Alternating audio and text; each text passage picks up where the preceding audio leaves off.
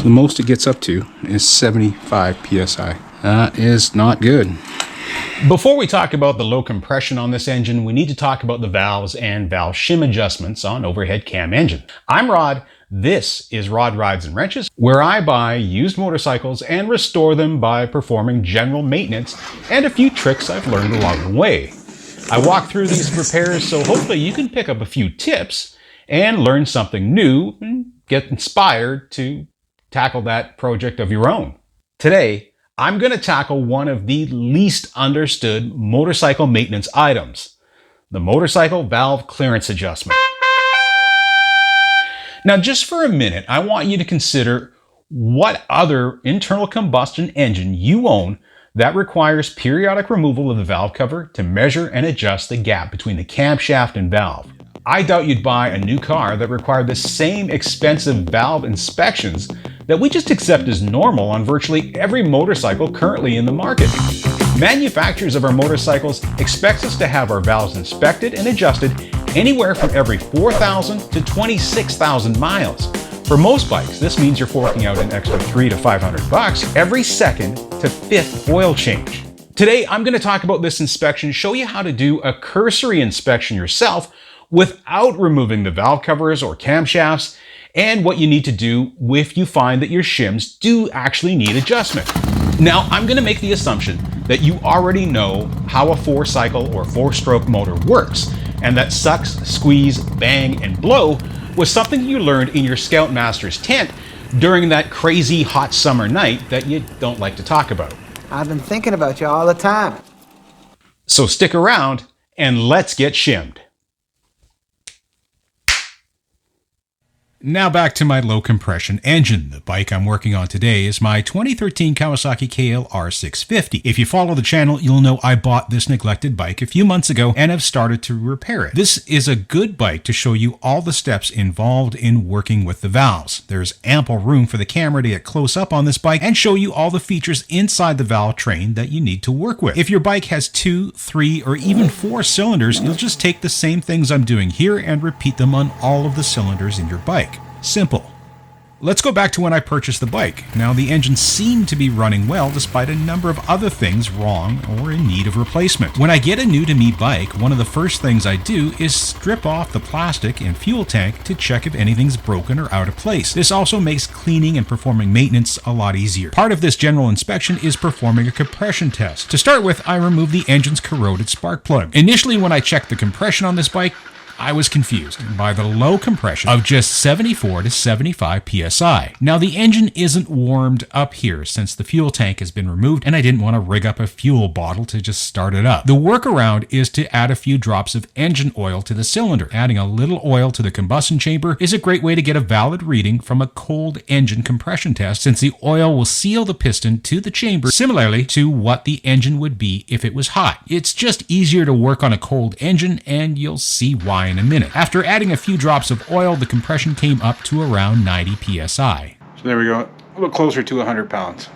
It's better, but not great. To get a true compression reading on the KLR, you have to remove the valve cover and bypass the compression release. Now, most bikes don't have this compression release feature, which makes the engine easier to start by allowing the engine to run with the exhaust valve slightly open. This is a throwback to the kickstart era of this engine, and in this particular bike, it allows Kawasaki to install a lighter duty starter to get the job done.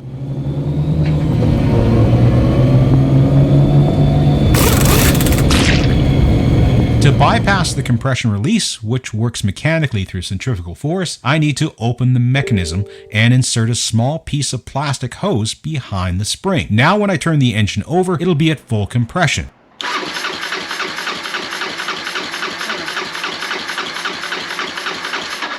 This done, I get a reading of 135 psi. Now, this is within the functioning range of the engine operation, but still lower than I would think a well-tuned engine cylinder should be. If the compression test is strong, around 150 psi, it typically means that the engine is getting sufficient air inside the combustion chamber while holding it in that chamber long enough to move through the compression stroke. The lower compression test here is a clear indication that there's something else amiss. The obvious culprit, the valves. So outside of a ticking sound or loss of power, A compression test will give you insight as to whether or not you actually need to check the valve clearances on your bike. If you have a compression tester, it's easier to use it before removing the valve cover, in my opinion, and before opening up an engine. I prefer to do a compression test to qualify if adjusting the valve clearances is necessary. I figured this out after removing many motorcycle valve covers, justifying no issue once I put the feeler gauge to camshaft. So why do motorcycle manufacturers specify valve clearance inspections so often?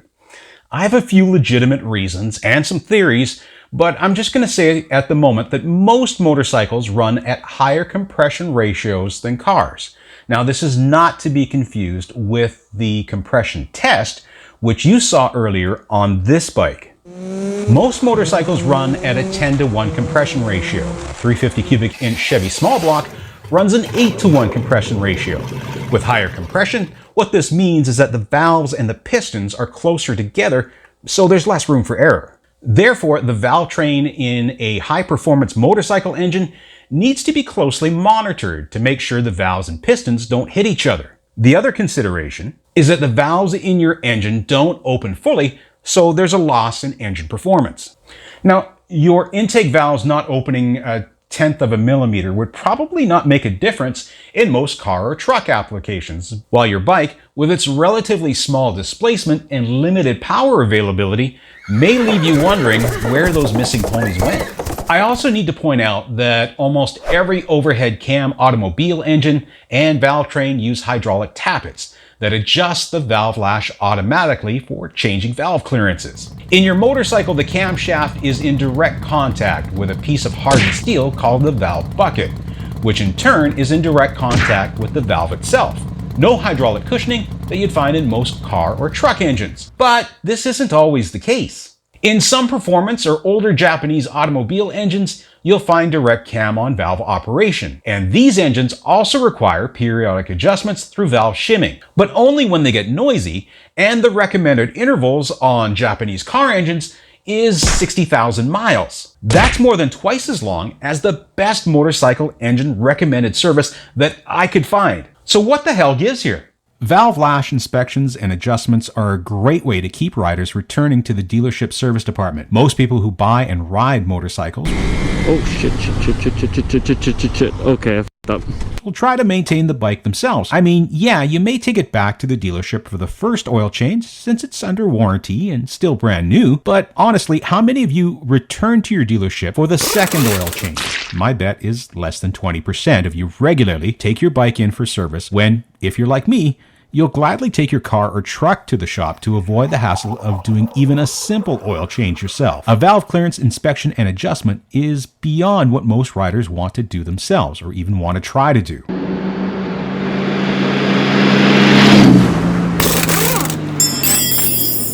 Just inspecting the valve clearances will typically take 3 to 4 hours of billable shop labor, and if adjustments need to be made, well, that's another 2 to 3 hours and a handful of parts. Remember that service departments make more gross profit as a percentage of sales from selling a mechanic's labor than selling anything else. Now, I'm speaking as a former insider as to how a motorcycle dealership works. Any service that guarantees the customer to return and buy 3+ hours of mechanical labor in one visit, well, that's a pretty good service work order and a maintenance routine that you'd want to ensure that your customers follow. I'm not saying there's some kind of conspiracy at work here. Honestly, motorcycle manufacturers and dealerships are not that organized. I'm just saying that a lot of valve clearance inspections, especially ones done at shorter intervals, are just that, inspections, to tell you that everything is within factory specs and hand you a bill for a few $100s. So when I get questioned about why I don't do valve services on my videos, in almost every instance, it's a clearance check and not an adjustment, since the valves are not out of spec, and this makes for a boring how-to video. Another reason I have is that valve clearance adjustments can be a more complicated operation than the average rider should tackle themselves. Okay, I f***ed up. And finally, most of the bikes you've seen on my channel are difficult to film for this kind of work when the engine is in the frame. Valve adjustments are done in confined spaces and difficult, at least for me, to shoot and edit and to make sense. Watch other videos on YouTube showing this procedure, and I think you'll agree. So today, I will check and adjust the valve clearances on my KLR since it's the best bike I could find to show you and the easiest one to go into detail on. Now that the valve cover is off, we need to make sure the engine is at top dead center. Locating the timing marks on your flywheel will help you rotate the engine so that the top dead center markings are visible and the cam sprockets are aligned. You will need to be able to turn the engine over slowly, and this usually involves getting at the bolt on the flywheel and turning it counterclockwise to rotate the engine crank, pistons, and camshafts over. It's important to turn the engine over counterclockwise from the left side or flywheel perspective, since turning the engine over clockwise can interfere with the compression release mechanism you saw earlier and give you a faulty clearance reading. It looks like my KLR has had a clearance adjustment done before, and whoever did it previously used a paint pen to draw across the cam sprockets and highlight the alignment for top dead center. If you look close, you can still see the factory alignment marks in the cam sprockets, which consist of arrows and lines, but once aligned, it's much easier to see the paint pen marks at a quick reference. When the piston you want to measure is at top dead center, both the high part of the intake and exhaust cam lobes should be at right angles to the cylinder valves. If you're doing this on a bike with multiple cylinders, you will have to rotate the crank multiple times to get the cam and valves in the proper position for each cylinder. So be sure to write down the clearance numbers once you have them for each valve. It should also go without saying this procedure needs to be done on a cold engine. If the engine is warm, it'll affect the clearance readings that you get. Now it's time to use the feeler gauge, starting at the gauge blade equal to the maximum valve clearance for the specified valve, and slide it between the camshaft lobe and valve. It doesn't matter if you start on the intake or exhaust side, but you will need to consult your bike's service manual to find out what the specified valve clearance is for both the intake and exhaust valves, because they have different values for clearances in almost every bike. If the maximum blade gauge slides in easily, we know we have too much of a gap between the cam and the valve. Now we need to go to the next size thicker gauge and so on to determine how much of a gap we actually have. Use two feeler gauge blades at the same time if you need to, adding up the values to fine-tune the actual gap, and be sure to write it down, noting which cylinder and valve location that you're measuring. So why do the valve clearances on your motorcycle change? In the case of an increasing gap like we just discussed, it's due to engine wear, specifically to the camshaft, valve bucket, or shim, or even the valve itself. When your engine is warmed up, the components in your engine expand due to heat. At normal operating temperature, the valve bucket is riding on the camshaft, and there should be nanometers of gap between the camshaft and the valve, which means very, very close, virtually no clearance. This way, the valve is in constant contact with the camshaft and moving precisely as the RPM in your engine climbs. Engineers need to account for the expansion of these hot engine components and factor in an engine gap for when the engine is cold. This gap needs to be maintained, or your pistons and valves could come in contact with each other, which would be bad, or in the case of too much valve clearance, your engine will lose performance since not enough air and fuel can get into the combustion chamber. In the majority of cases, you'll find that the valve clearances on your engine get tighter, meaning that there's not enough gap between the camshaft and valve. This happens because the valve seat in the cylinder head is degrading, and the valve is allowed to recess further into the head when closed. Although the valve seat deteriorates over time as a result of passing hot gases over them, we can significantly reduce the wear in our valve seats of our street bikes by allowing our engines to warm up before pulling high RPM or putting the engine under load. That's why a warmed up engine performs better than a cold engine, and why your father always told you not to rev the crap out of a cold engine. When you first start up your engine, the gap or clearance between the camshaft and valve is at their greatest. Every time the valve closes on that cylinder, the valve spring is pulling the valve closed and hammering it against the valve seat in the head. The valve seat is the only thing stopping the valve from coming out of the cylinder head. When the engine warms up, the valve can ride along the contour of the camshaft, so the cam itself can help absorb the impact of the valve closing. In the case of my KLR here, this is the issue. The maximum valve feeler gauge blade would not slide under the camshaft, so I next go to the lowest allowable clearance blade on my feeler gauge. This one as well will not slide under the camshaft. And you should have some resistance, but it should go all the way through. These are still hanging up. Now I keep decreasing the blade gauges until I find the exact fit. So now the feeler gauge that we have is 0.05 millimeters. All the while writing down what the actual clearance gap is for every valve I measure. If you're learning something today or just enjoying the video, please be sure to give it a thumbs up. And feel free to share it with your friends, riding buddies, your mom, or your favorite forum or subgroup. Your engagement helps to ensure this video gets seen by others in their YouTube feed, and they can also then take part in our community. Plus, it helps me, and since a lot of you don't buy the merch that's in the description area of this video, it's literally the least you can do. Plus, I really do appreciate it. If your bike allows for the minimum specified gap feeler gauge blade under the camshaft, but not the maximum specified gap, you're good to leave the gap on that valve alone. But if the minimum specified feeler gauge blade is difficult to slide under the camshaft, but you can force it under, you probably want to adjust the shim one size down on that valve to get more clearance. Now that the valve clearance numbers for all 4 valves in my bike are measured and all my valves are tight, meaning that the valves are not closing properly, this lack of valve clearance is also a condition that leads to the low cylinder compression we saw on the bike earlier. Now I need to remove the cam shafts to get the valve shims out and figure out what new shims I actually need to order. Now before I do that, those paint pen marks on the camshaft that you saw earlier did not extend to the chain, so I took a bit of automobile touch-up paint and made a small dab of paint on the links in line with those timing marks. This will also ensure the chain goes back on the camshaft in exactly the same position. Now in doing this, I also need to make sure that the chain doesn't come off the gear on the engine crankshaft and make sure the crankshaft and pistons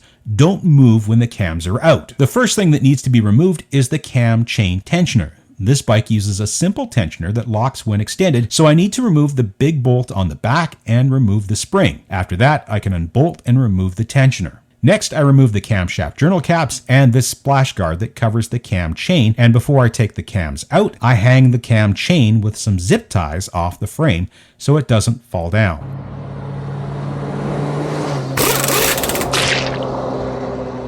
Now, for this particular bike, there are folks out there that can remove and replace the valve shims on the KLR 650 without fully removing the camshafts. This wouldn't be possible on a multi-cylinder engine or when the valve shim is located under the valve bucket, so I'm taking the cams right out of this bike and laying each component under the bike on a clean cloth in the position and order it came from. So everything's laid out for us. We've got our journals in the proper position, lined up. We've got our bolts that go into the respective journal holes. Our cam chain tensioner, all those components are over here. And you'll notice that the cams are standing on end. It's always important to stand your camshafts on end like this to prevent any sort of bending or warping of them if they're laying flat. So I'm just going to cover these up for now. We'll clean them before we put everything back in. With the cams removed, I can lift the buckets off and pop the shims out.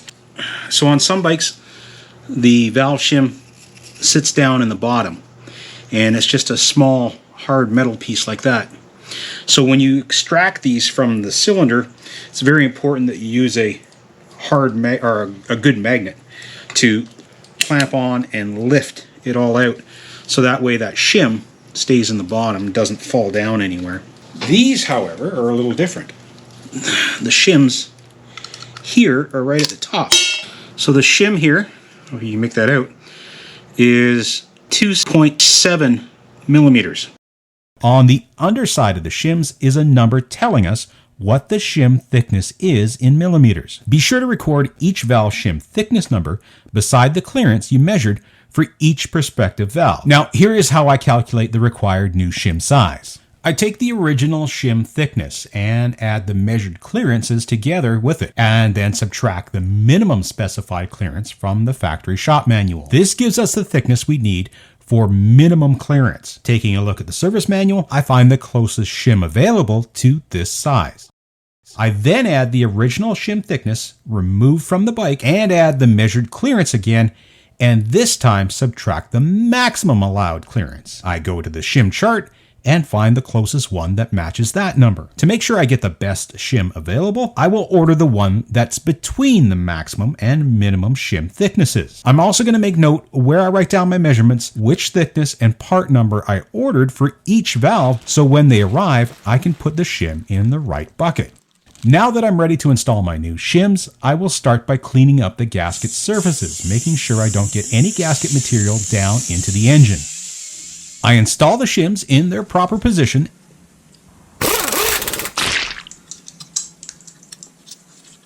and reinstall the camshafts.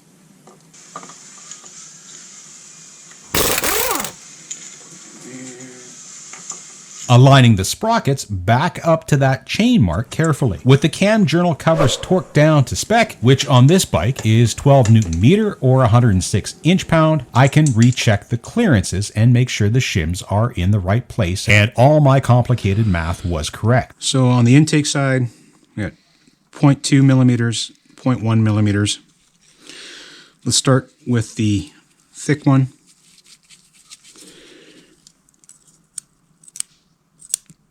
No clearance. No clearance. You got the 0.102 millimeters. That one slides in fine. No issue. Same with the inside. Goes in. So we're good on the intake. Satisfied everything is right, I installed the cam chain tensioner, splash guard, and before installing the valve cover, I can go back to my original compression test with the compression release bypassed. Watch the needle.